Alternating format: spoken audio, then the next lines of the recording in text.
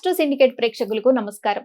October నెలలో ఏ రాసుల వారికి ఏ విధంగా ఉండబోతోంది, అలాగే ఏ పరిహారాలు పాటించాలి అని ఈ మాస ఫలితాల గురించి తెలియజేయడానికి ఈ రోజు మనతో పాటు ఉన్నారు ప్రముఖ ఆధ్యాత్మికవేత్త, ప్రముఖ జ్యోతిష్యులు చెబియం కిరణ్ శర్మ గారు. మరి వారిని అడిగి మరిన్ని విషయాలు తెలుసుకుందాం.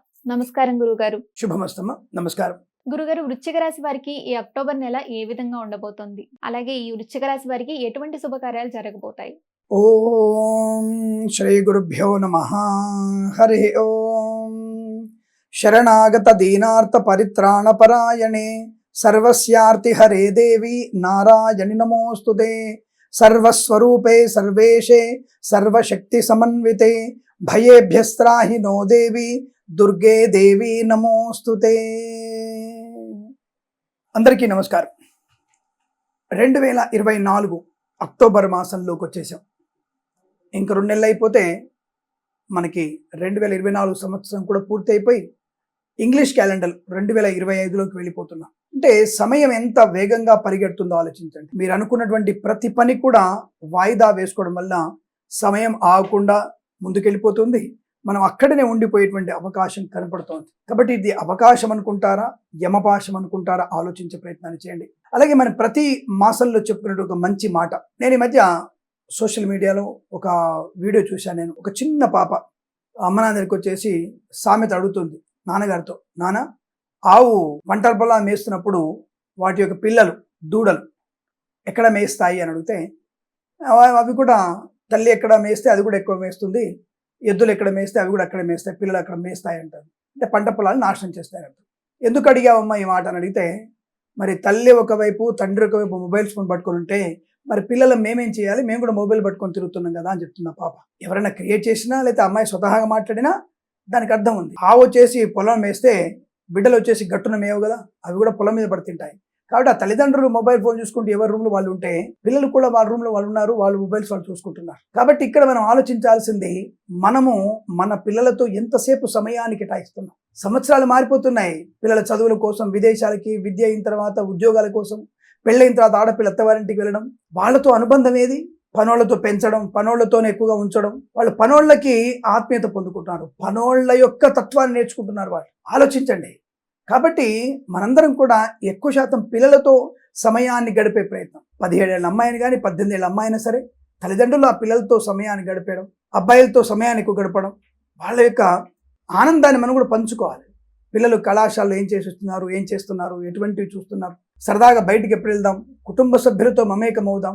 ఎప్పుడు చూడు కూపస్థ మండుకల్లాగా ఇంట్లో ఉండకుండా సరదాగా బయటికి వెళ్ళేటువంటి ప్రయత్నాన్ని చేయడం. అలా చెప్పి సినిమాలకు షికారు కాదండి, ఒక పుణ్యక్షేత్రాలకు లేదా ఒక ఊటీకో, కొడైకెనాల్కు, లేదా మనాలి, కాశ్మీర్కి అలా మనము ఆధ్యాత్మిక ప్రయాణం చేయొచ్చు, ప్రకృతి సౌందర్య ప్రయాణం కూడా చేయవచ్చు.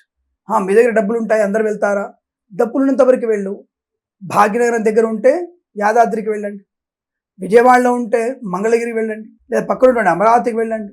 అందరు కలిసాక దేవాలయానికి వెళ్ళే ప్రయత్నం చేయండి. దగ్గర ఉన్నటువంటి ఏలూరుకి వెళ్ళండి. అంటే ఏదైనా సరే గోదావరి ఒడ్డుకు వెళ్ళి అందరు కలిసి సరదాగా ఫోటోలు దిగండి. అంటే కుటుంబ సభ్యులందరూ కలిసి జీవనాన్ని గడపడం లేదు. కాబట్టి ఆ చిన్నారి చెప్పినటువంటి మాటలు విని నేను మీ అందరికీ చెప్పాలని ప్రయత్నం చేశాను. కాబట్టి మన పిల్లల్ని మనం తప్పుగా మనం అనక్కర్లేదు. మీరు ఎప్పుడు చూడు మొబైల్ వాడతారని. మనం ఇంట్లో ఉన్నప్పుడు పెళ్ళాం ఒక దగ్గర, మొగుడు ఒక దగ్గర, పిల్లలు ఒక దగ్గర ఉన్నప్పుడు వాళ్ళ మొబైల్ వాళ్ళు, వాళ్ళ వ్యాలెట్స్, వాళ్ళ ల్యాప్టాప్లు వాళ్ళు తలములు కలుగుతున్నారు. కాబట్టి ఉమ్మడి కుటుంబంలోంచి వెళ్ళిపోతున్నాం, ఉన్న కుటుంబంలోంచి కూడా బయటకు వెళ్ళిపోతున్నాం. కాబట్టి అందరం కూడా పిల్లలు ఉన్నప్పుడు తప్పకుండా కాసేపు ఎక్కువగా వాళ్ళతో సరదాగా కాలం గడిపే ప్రయత్నం చేయండి. అందరు కలిసి పుస్తకం చదవండి, తద్వారా అనుకూలంగా ఉంటుంది. అలాగే మన పిల్లల్ని వ్యసన పౌరులు అవ్వకుండా చూడండి. వ్యసనం వల్ల ఈ యొక్క డ్రగ్స్ తీసుకోవడం, మద్యపానం, ధూమపానం వల్ల వాళ్ళు అడిక్షన్ అనేది ఎక్కువ పెరిగిపోతుంది. దానివల్ల ఏంటంటే ప్రజాకంటకులుగా మారే అవకాశం. నేను దార్కారిని, నేను గట్టిగా మారితే ఏదైనా అవుతుంది. ఇతర మతాలను తెచ్చుకున్నటువంటి ఆ తత్వం మంచిది కాదు. కాబట్టి మనందరం కూడా సౌశల్యమైనటువంటి తత్వంతో ఉండి పిల్లల్ని కూడా ఉత్తమ పౌరులుగా తీర్చడానికి ముఖ్యంగా తల్లిదండ్రులే ముఖ్య కారణం అవుతారు. కనుక మనం పిల్లలతో మమేకమయ్యే ప్రయత్నం చేద్దాం. అలాగే ముఖ్యమైనది, మన సనాతన ధర్మానికి కీడు కలిగించేటువంటి ఏ వ్యక్తిని కూడా ఉపేక్షించవలసిన అవసరం లేదు. మన ధర్మంలో ఉన్నటువంటి మన పిల్లల్ని తప్పుడు మార్గంలో తీసుకెళ్ళి అనవసరంగా వివాహాలు చేసుకొని ఒకళ్ళతో కాకుండా 10 మందితో కాపురం చేయించి మన పిల్లలతో సంతానం కంటే మూర్ఖపు కొన్ని మతాలు ఉన్నాయి. వాటికి మనం ఖచ్చితంగా దూరంగా ఉండాలి. మన పిల్లల్ని మనమే కాపాడుకునే ప్రయత్నం చేస్తూ సనాతన ధర్మం వైపు ఎవరైనా వేలెత్తి చూపించిన ప్రతి ఒక్కళ్ళకు కూడా తగినటువంటి బుద్ధి సమాధానం చెప్పే ప్రయత్నం చేయాలి. కాబట్టి వనితలు, అమ్మాయిలు కూడా ధీర వనితల్లాగా ఉండాలి, అబ్బాయిలు ఛత్రపతి శివాజీ లాగా ఉండాలి. ఆ తత్వాన్ని పెంచుకొని మన సనాతన ధర్మాన్ని ఉన్నత స్థాయి పొందేట్టుగా చూసే ప్రయత్నం చేయాలి. అంత మీ అవసరం లేదు. మనందరం కూడా భరతమాతని గౌరవిద్దాం, సనాతన ధర్మాన్ని పాటిద్దామన్న విషయాన్ని తెలియజేసుకుంటూ, జ్యోతిష ఫలితాలు అందరికీ కావాల్సిందే, దానికి కులమతాలు ఏం లేవు. అలా అని చెప్పేసి నా స్వధర్మాన్ని నాశనం చేసే వ్యక్తుల్ని నేను ఎట్టి పరిస్థితుల్లో ఉపేక్షించే ప్రయత్నం చేయను. ధైర్యంగా నాకున్నంత వరకు నేను తగిన బుద్ధి చెప్పే ప్రయత్నం, అవసరమైతే ఆయుధం కూడా చేతపడడానికి నేను సిద్ధంగా ఉంటాను. అందులో తప్పేం లేదన్న విషయాన్ని గుర్తించండి. నా మానానికి, నా గౌరవానికి భంగం కలిగినప్పుడు, నా ప్రాణానికి భంగం కలిగినప్పుడు తప్పకుండా నేను ఆయుధం చేతపట్టవచ్చు. అది రాజ్యాంగం కల్పించిన హక్కుగా భావిస్తూ నా సనాతన ధర్మంలో మనందరం కూడా ఉన్నతమైనటువంటి భావాన్ని పెంపొందించుకోవాలని, లోక కళ్యాణం కోసం పాటుపడి ఈ సనాతన ధర్మాన్ని ఇంకా ఇంకా ఉత్తమమైనటువంటి పౌరులకి చేరవేర్చాలని, మన సనాతన ధర్మం గురించి 10 మందికి చెప్పాలని, ఉమ్మడి కుటుంబ వ్యవస్థలో విలువలు పెంచుకోవాలని మీ అందరినీ సగౌరవంగా హెచ్చరిస్తూ, తప్పకుండా మనందరం కూడా ఏకతాటిపై ఉందామని ప్రార్థిస్తూ, సర్వే జనా సుఖినో భవంతు. ఇక మనం మాస ఫలాల్లోకి వెళ్ళే ప్రయత్నం చేద్దాం.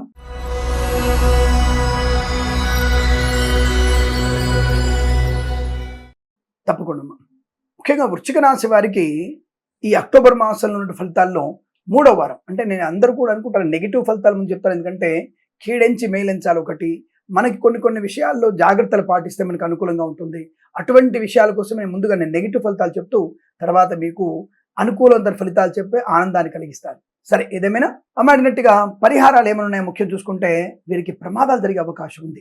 3వ వారంలో లేనిపోని అనవసరపు వివాదాలకు వెళ్ళే అవకాశం, అనవసరపు పదార్థాలు తినడం, దుర్మార్గులతో నికృష్టులతో స్నేహం మీకు ప్రమాదాన్ని కలిగిస్తుంది. డబ్బుల విషయంలో మీరు తప్పకుండా జాగ్రత్తగా ఉండవలసిందే. కొంతమంది ప్రభుత్వ ఉద్యోగస్తులు లంచావతారులు పట్టుబడడం ఖాయం, పరువు పోగొట్టుకోవడం ఖాయం, దానివల్ల నష్టాన్ని పొందుకోవడం ఖాయం, సస్పెండ్ అవ్వడం కాదు, మీరు రిమూవ్ అయ్యే అవకాశం కూడా కనబడుతుంది. నేను ఆ మధ్య సోషల్ మీడియాలో ఒక చూశాను, ఫేస్బుక్లో, లంచం తీసుకున్నవాడు బిచ్చగానికంటే కూడా హీనమైన వాడు అని అర్థం అని చెప్పారు.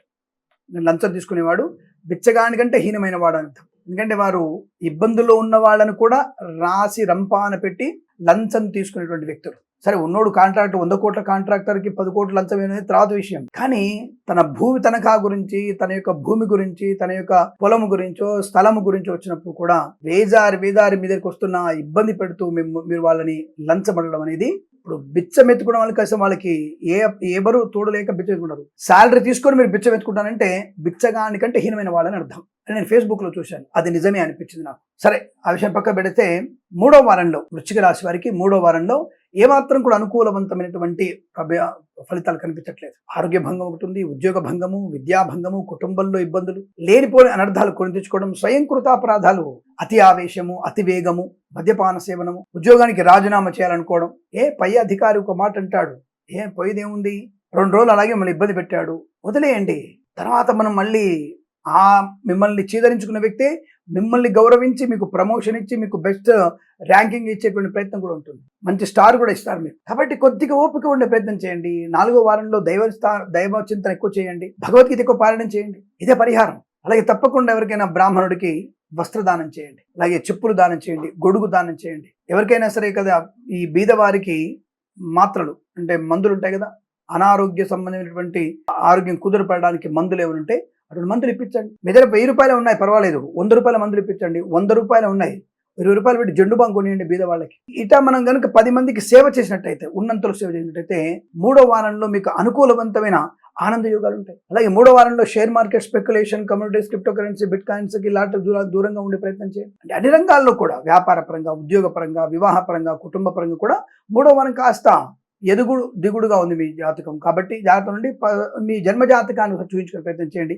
అలాగే ఉద్యోగం కూడా బెంచ్ మీదకి మారవచ్చు, తొందరపాటు నిర్ణయాలు తీసుకోకండి. అలాగే కృత్రిమ సంతానం కోసం ప్రయత్నం చేయకండి, ఐవీఎఫ్ లాంటివి 3వ వారంలో సంతాన ప్రయత్నం చేయకండి, అది మంచిది కాదు, మీకు ఇబ్బంది కలిగేటువంటి అవకాశాలు ఎక్కువగా ఉంటాయి. ఇక 1, 2, 4 వారాల్లో శుభాది అదృష్ట యోగాలు, ధనధాన్య వృద్ధి, కళాకార క్రీడా వృద్ధి, సినిమా రంగంలో వ్యాపార లాభం, రాజకీయ రంగంలో అనుకూలత, ఈవెంట్ మేనేజ్మెంట్ వారికి, బోర్బాల్తో వారికి, తోలు రెగ్జిన్ షూ పరిశ్రమలో కానీ, ఎల్ఐసి, మెడికల్, గృహ మేనేజెంట్లకి, వైద్యులకి, వైద్య బృందాల వారికి, న్యాయవాదులకి, ఈవెంట్ మేనేజ్మెంట్ వారికి, బోర్బాల్తో వారికి, తోలు రెగ్జిన్ షూ పరిశ్రమ లాభాలు పొందిన అవకాశం, పాడి పరిశ్రమ, పౌల్ట్రీ పరిశ్రమ అభివృద్ధి పొందుకోవాలి. 4వ వారంలో ఒక కొత్త వ్యాపారాన్ని ప్రారంభం చేసే అవకాశం, అంటే ఒక మంచి భాగస్వామి మీకు లభించే అవకాశం ఉంటుంది. 4వ వారంలో అనుకూలంగా ఉంది. 1-2 వారాల్లో కూడా మీకు మంచి విదేశీయానం, ధనయోగం, ఉద్యోగ లాభం, విద్యా లాభం, అనుకూలవంత ఆనంద జీవనం, అలాగే boutiques, beauty parlour, bamboo depot, బాణసంచి కర్మాగారం, టైర్ల వ్యాపారం, ముద్రణాలయము, ఎల్ఐసి, మెడికల్, గృహ నిర్మాణజంట్లకి, వైద్యులకి, వైద్య బృందాల వారికి, న్యాయవాదులకి, share market, speculation, communities, cryptocurrency, bitcoins, లాటరీల వల్ల, జూదం వల్ల ధన ప్రాప్తి ఉంటుంది. 1, 2,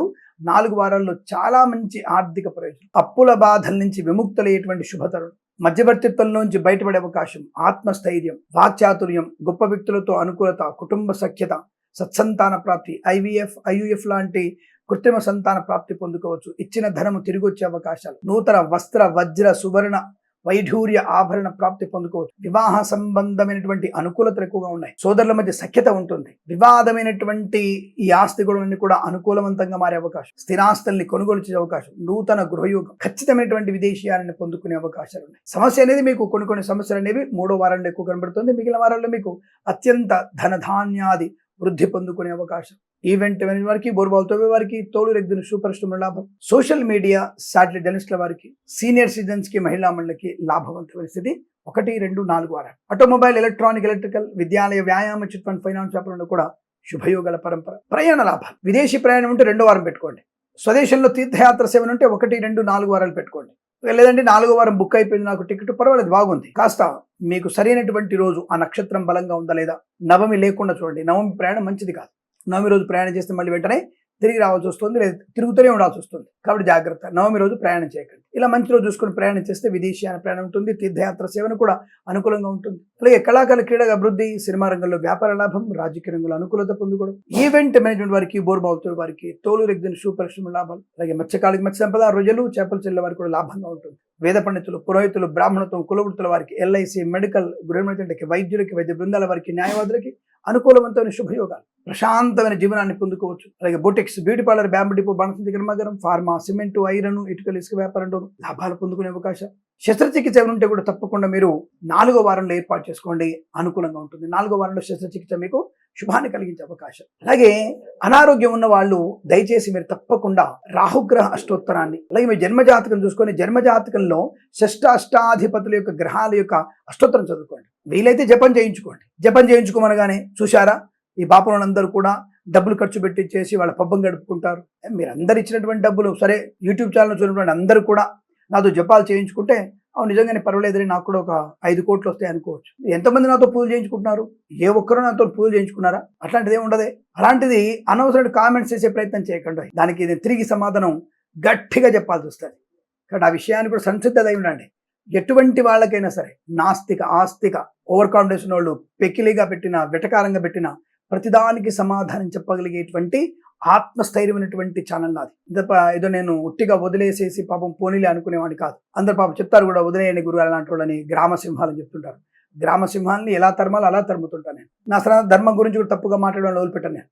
ఎందుకంటే నేను దాదాపుగా అన్ని గ్రూపులలో ఉన్నాను. కాబట్టి ఆ గ్రూపులలో వచ్చేటువంటి సనాతన ధర్మంలో కానీ ఇంకొక ధర్మం గురించి తప్పుగా మాట్లాడినా, జ్యోతిష సంబంధించిన విషయాలు తప్పుగా మాట్లాడినా, వేద పండితులు మాట్లాడినా, బ్రాహ్మణులను నిందించడంగా మాట్లాడినా ఒప్పుకునే ప్రసక్తే లేదు ఎట్టి పరిస్థితులలో. నా తల్లి నాకు గొప్పది, నా తల్లి లాంటిదే నా మతం కూడా, నా తల్లి లాంటిదే నా కులం కూడా. దాన్ని నేను గొప్ప ఏం చెప్పుకోవద్దు. అలాని ఐకమత్యానికి నేను దెబ్బతీసే అవకాశం లేదు. అంటరానితనాన్ని నేను ఒప్పుకోను. అందరం కలిసే ఉందాం, దాని ఎటువంటి ఇబ్బంది లేదు. నా ఇంట్లో నేను మడి ఆచారం ఉన్నప్పుడు నేను మడి ఆచారంగా ఉంటాను, నేను పూజ చేసుకుంటాను. అప్పుడు అందరినీ అల్లుకోను, నేను ఆ కుటుంబ సభ్యుల్ని దగ్గర తీసుకోను నేను మడితో ఉన్నప్పుడు. కాబట్టి ఆ విషయాల గురించి మీరు ఎక్కువగా ప్రస్తావించగల. నా కులం నాకు గౌరవం, నా మతం నాకు గొప్ప, నాకు ఇంకా ఉత్తమమైంది. నా సనాతన ధర్మం అదృష్టంతో నాకు కనిపిసి వచ్చింది. కాబట్టి నేను అన్నిటినీ ఎక్కడెక్కడ దాన్ని గౌరవించుకుంటూనే ఉండాలి. స్వధర్మే నిధనం యాంతి పరధర్మో భయావ.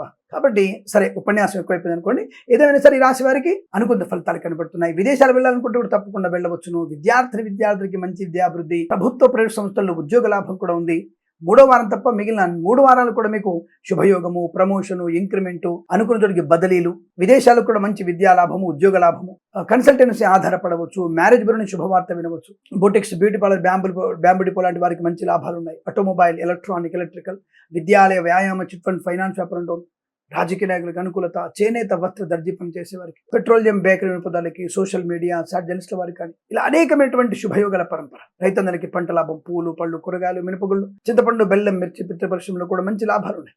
ఆధ్యాత్మికమైనటువంటి ఆర్థికమైనటువంటి శుభయోగాల పరంపర పొందుకోవచ్చు. సోదర మైత్రి, కోర్టు వివాదాలన్నీ కూడా సమస్యపోయేటువంటి అవకాశాలు బలంగా కనబడుతుంది. మూడో వారంలోనే మీరు జాగ్రత్తగా ఉంటే సమస్తమైనటువంటి ఆనందాది అదృష్ట యోగాల పరంపర పొందుకోవచ్చు. ధైర్యమైనటువంటి నిర్ణయాలు తీసుకోవచ్చు. చాలా మంచి గొప్ప వ్యక్తులతో మీకు సహవాసం కూడా కలిసి వచ్చే అవకాశం కూడా ఉంటుంది. ప్రతి మాసం కూడా మీకు అదృష్ట యోగాల పరంపర పొందాలని కోరుకుంటూ సర్వే జన సుఖినో భవంతు.